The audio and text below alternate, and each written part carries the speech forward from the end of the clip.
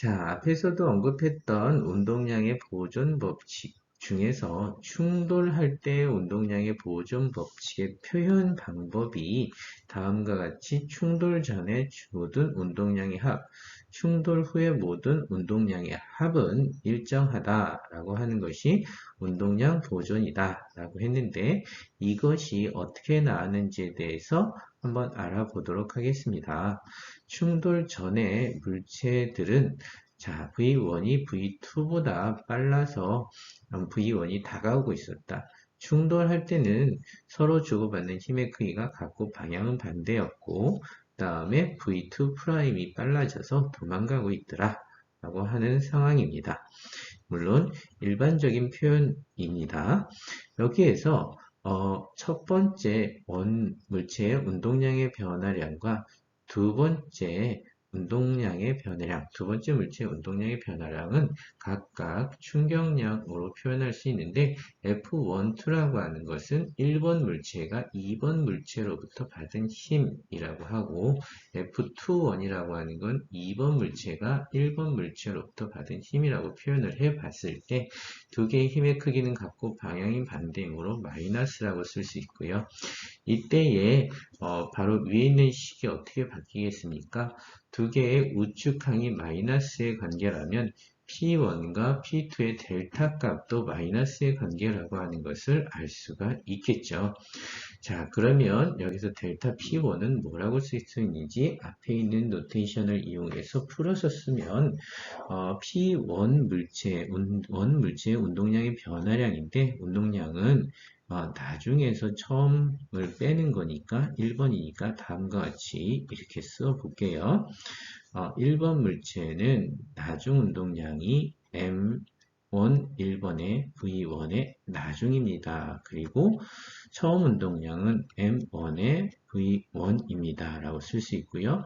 마이너스의 P2는 나중 운동량이 M2의 V2의 나중입니다. 플러스의 M1의 V1의 아니죠. 2의 처음입니다. 이렇게 쓸 수가 있죠. 자, 그 다음에 얘를 갖다가 이항을 하면 어떻게 되겠습니까? 얘를 우측으로, 얘를 좌측으로 이항하게 되면 1, 1, 2, 2가 모여서 바로 이 식이 만들어짐을 볼 수 있습니다. 정의에 의해서 일차원 충돌에서는 자, 항상 이 운동량 보존 법칙이 성립할 수밖에 없다. 어떤 충돌이든지 간에 A가 받은 충격력과 B가 받은 충격력은 작용 반작용에 의해서 같을 거고 1번과 2번이 받은 충격력의 크기는 같을 거고 그러면 1번과 2번 물체에서 받는 운동량의 변화량은 같을 것이고 따라서 이 관계는 항상 성립할 것이고 따라서 운동량의 보존 법칙은 언제든지 항상 성립할 수밖에 없다라고 하는 결론에 이르게 되죠.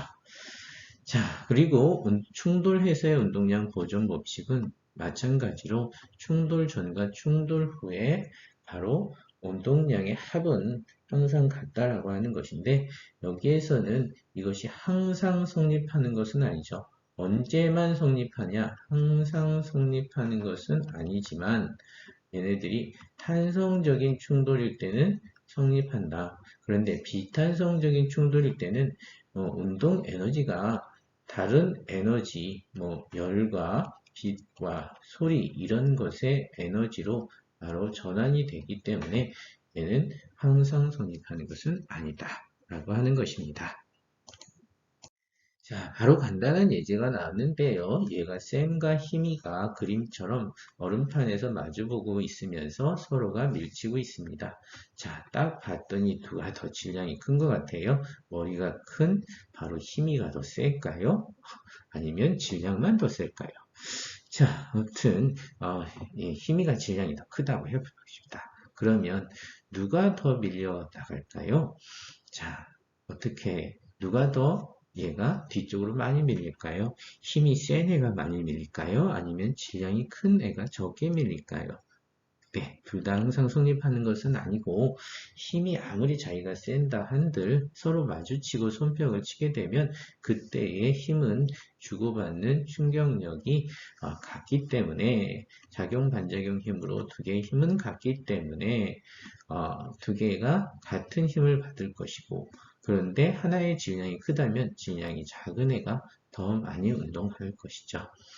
자, 운동량 보존 법칙이 하나의 물체에서 둘로 쪼개질 때도 성립한다라고 생각할 수 있는 그런 문제입니다. 자, 그러면 질량의 B는 어떻게 되겠습니까? 그리고 운동 에너지의 B는 어떻게 되겠습니까? 원정의 질량의 B를 한번 생각해 보면 운동량 보존 법칙을 사용하게 되고요. 운동량 보존 법칙을 사용하게 되면 바로 속력의 B는 바로 질량에 비해 역수이다. 즉, 질량이 클수록 속력이 늦어진다. 라고 하는 결과를 얻게 되고요. 이 결과를 이용해서 운동 에너지의 B도 결과를 얻을 수 있는데요. 운동 에너지 보존 법칙을 사용하게 되고요. 탄성 충돌이라고 보는 거죠.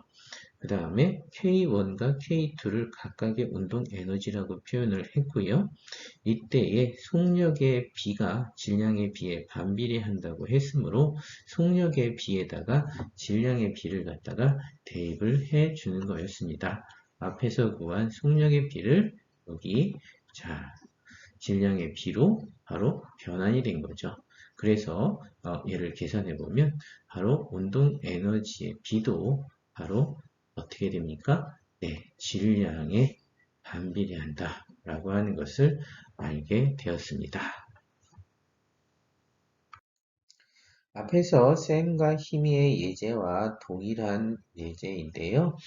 정지에 있던 질량이 100인 원자핵이 있다고 합니다. 원자핵에서 어떤 다른 작은 덩어리 하나가 빠져나갔다. 핵분열이 있었을 수도 있겠어요.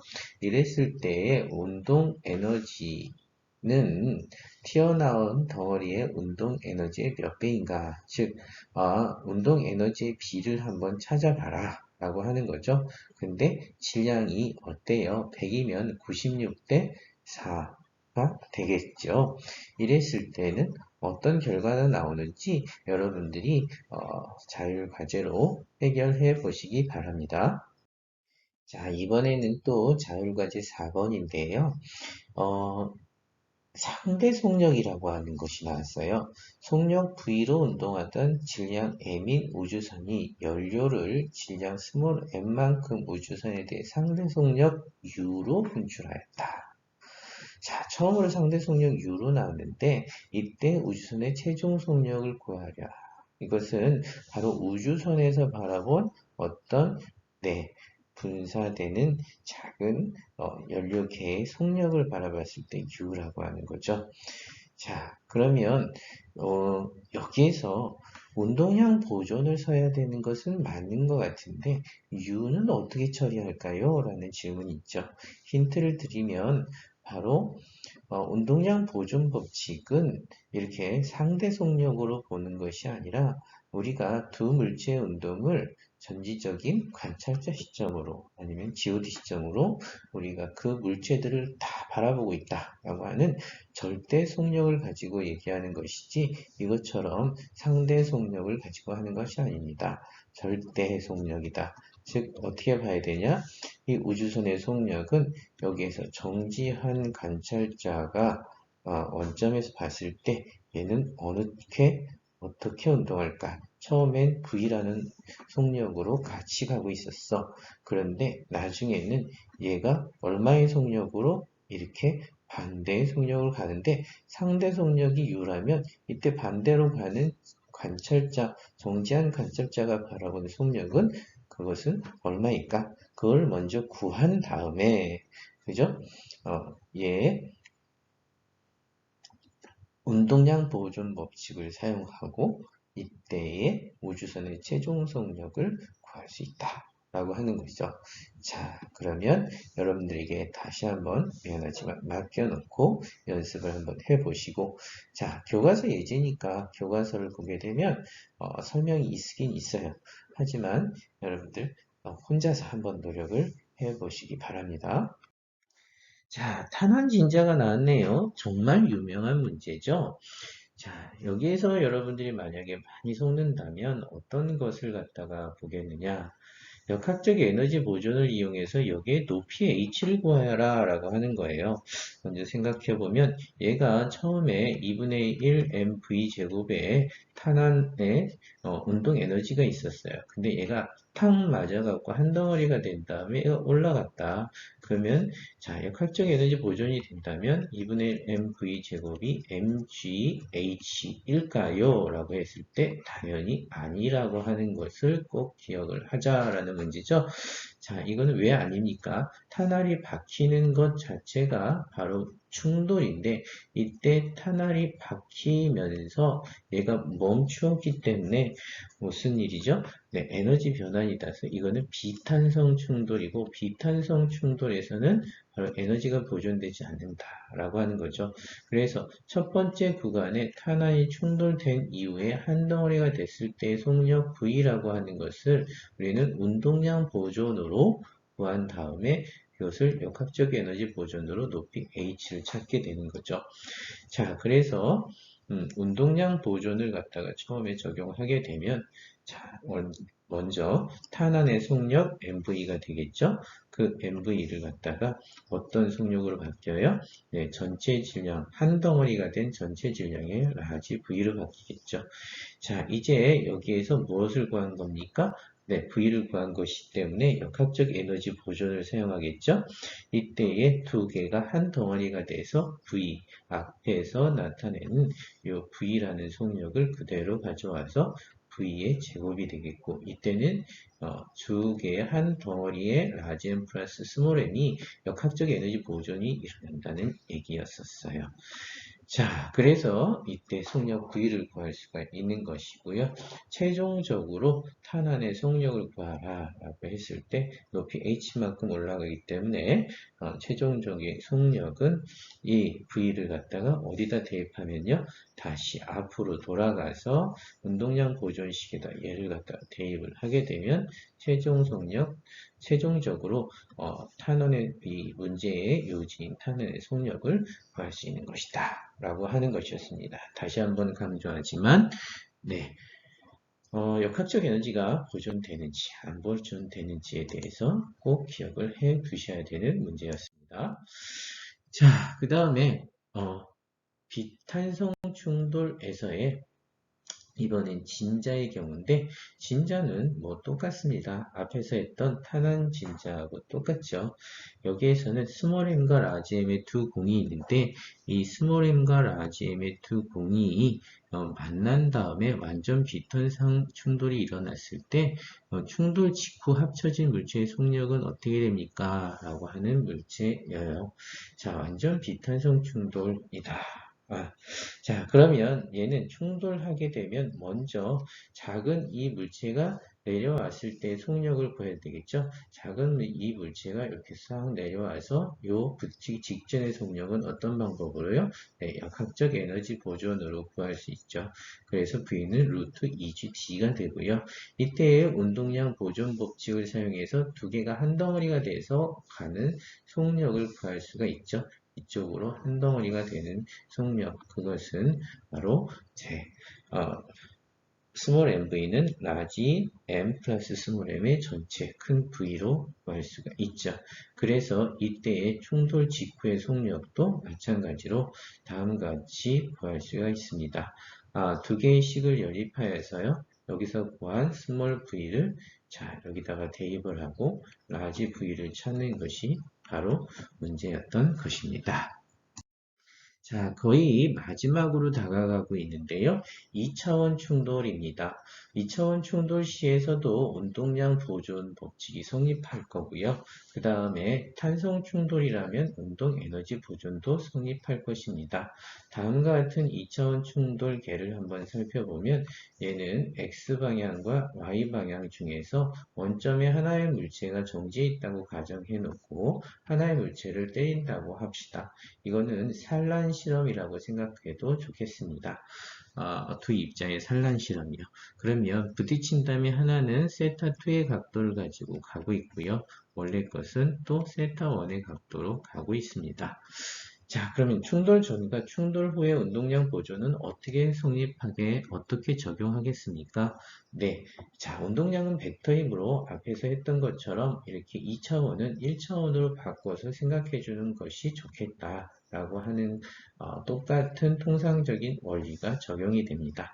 따라서 X축에서의 운동량 보존 법칙을 사용할 수가 있습니다. 그것이 바로 이렇게 쓸 수 있는데 먼저 V2라고 하는 것이 어떤 속도 벡터면 그때 X축 방의 성분을 쓰기 위해서 코사인 세타1 또는 코사인 세타2로 바꿔줬다라고 하는 것이고요. 그 다음에 Y축 방향의 운동량 보존 법칙들 쓸 수 있겠죠.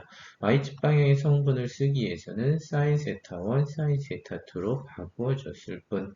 자, 그런데 여기에서 처음에 운동량이 얘야. 얘는 X축만 있었으므로 X축에만 써줬고 Y축에는 없었으므로 Y축은 0으로 놓고 시작을 했습니다. 자, 이렇게 두 개의 식을 만들 수가 있고요. 충돌에서는 또 운동에너지 보존식도 만들어낼 수가 있는데 만약에 얘가 완전 탄성 충돌이라면요. 그러면 여기에서는 자, 이렇게 2차원 충돌에서의 각각 운동량 보존 법칙은 둘로 X축, Y축으로 나누어서 독립적으로 운동량 보존 법칙을 적용하면 되고 그 다음에 운동 에너지 보존 법칙은 하나의 식으로 탄성 충돌이라면 성립된다 라고 하는 여러 개의 식을 가지고 2차원 충돌의 예제를 풀어보도록 하겠습니다. 자, 우선 지금 여기에서는 어떤 예제냐면 M이라고 하는 물체와 EM이라고 하는 질량이 1대2인 두 물체가 60도의 각도를 가지고 얘가 완벽하게 한 덩어리가 되었다. 한 덩어리가 되었다는 건 무슨 충돌이죠? 네, 비탄성 충돌이 되었다라고 하는 거죠. 그러면 역학적 에너지 보존은 성립하지 않겠네요. 어떤 문제가 나왔을까요? 물체의 속력을 구하라. 충돌 후 물체의 속력은 어떻게 구하겠습니까? 네, 운동량 보존 법칙으로 구하겠죠. 그 다음에 충돌 시 에너지의 손실을 구하라. 역학적 에너지가 보존되지 않으니까 처음에 운동 에너지와 나중에 운동 에너지를 구해서 각각 그것의 차이를 보면 그게 에너지의 손실이라고 볼 수 있구나. 그럼 첫 번째 1번을 풀기 위해서 충돌 후의 속력은 운동량 보존 법칙으로 풀어야 되고 X축 방향으로는 어떻게 운동 방정식을 세울 수 있겠습니까? 아니죠. X축 방향으로 어떻게 운동량 공식, 운동량 보존 법칙을 세울 수 있겠습니까? 처음에 운동량은 어떻게 갖고 있어요? X축으로 MV가 하나 있고 그 다음에 두 번째 EM도 X축으로 V의 코사인 세타만큼이 있겠죠. 그래서 두 개를 합친 것이 나중에 V의 3M이 갖는 어떤 운동량이 되겠다라고 하는 거죠. 자, 그래서 그것은 다음과 같이 쓰여졌는데요. 다시 한번 읽어드리면 자, MV, X축은 처음에 1번은 MV X축만 있었어요. 근데 두 번째는 EMV의 코사인 성분이 바로 X축이겠죠. 그 다음 세 번째 있는 3MV가 한 덩어리가 됐고 얘도 코사인 성분이 X축이겠죠. 자, 그 다음에 Y축은 어떻게 되어 있어? Y축은 처음에 네, 첫 번째 물체는 Y축이 없으니까 안 써주고 0 플러스 EMV의 사인을 쓰게 되겠죠. EMV의 사인을 쓰게 되고 그것이 3MV의 사인이라는 이런 관계식을 두 개를 얻을 수 있습니다. 자, 그래서 이 두 식을 정리하여서 풀게 되면 속도를 갖다가 각각 X방향의 속도와 Y방향의 속도를 갖다가 구할 수 있고 그 X방향의 속도와 Y방향의 속도를 갖다가 피타고라스 정리를 이용해서 대각선 방향의 속도의 크기를 갖다가 구할 수 있다라고 하는 것으로서 1번의 문제를 풀 수 있었습니다. 그럼 두 번째 충돌 전후의 에너지 손실은 지금 속력을 갖다 구했으므로 충돌 전의 운동 에너지와 충돌 후의 운동 에너지를 구한 속력을 가지고 구할 수 있고 얘네들의 차이를 갖다가 빼게 되면 그것이 바로 에너지 손실이 되겠습니다. 결과적으로 2분의 3 MV, 6분의 7 MV의 차이가 3분의 1 MV가 되었다는 얘기죠. 자, 이렇게 2차원 충돌의 경우는 1차원으로 나누어서 생각해 주면 되겠다라고 하는 팁을 여러분들에게 드리고요. 자, 드디어 마지막으로 문제가 나는데 이 문제는요. 자, 운동량 보존과 질량 중심을 갖다 같이 생각해 주는 문제입니다. 문제 수가 1번부터 5번까지 굉장히 많기도 한데 하나하나 차근차근 시간을 들여서 여러분들이 생각해 보면 굉장히 도움이 많이 될 거예요. 나중에요. 자, 그러니까 여러분들 이거는 꼭 중요하게 생각해서 열심히 한번 노력을 해서 풀어보시기 바랍니다. 그래서 제일 마지막에 남고 여러분들에게 자율과제 5번으로 드리도록 하겠습니다. 자, 여기까지가 이번 단원의 강의였고요. 마지막 단원에 있는 이번 세 번째 영상은 제가 굉장히 빠르게 얘기를 하고 지나갔는데요. 여러분들 여기 나와 있는 모든 문제들을 천천히 연습장에다 써가면서 공부를 해보시고 직접 모두 풀어보시기를 권해드립니다. 그런 다음에 여러분들 잘 이해가 안 되는 것들은 다음 우리가 줌 온라인 실시간 수업 시간에 여러분들이 질문해 주시면 같이 또 한번 생각해 보면서 천천히 풀어가는 시간을 갖도록 하겠습니다. 자, 오늘 여러분들 모두 수고하셨습니다.